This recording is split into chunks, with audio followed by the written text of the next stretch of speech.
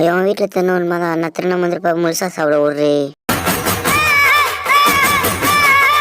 ஒரு கடைனா ஒரு கடை, அவரை நம்பி 10 கடை கூட கொடுக்கலாம்.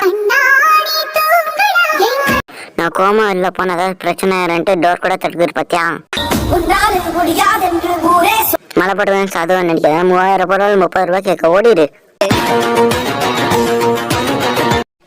இங்க பாரு, ஒரே நிமிஷம் சொல்ற பேச்சுக்கள். வீட்டுனா 1000 பச்சை இருக்கும். ஆனா ஒன்னா கட்ட பைய மாதிரி தலையாடி போன எப்படி.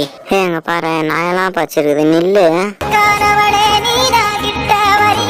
நீ எனக்கு ஒரு பிஸ்கெட் வாங்கி கொடுக்குன்னு டச்சை பண்ணல. அதுக்கு தானே உன்னை வீட்டில் சேர்த்தேன்.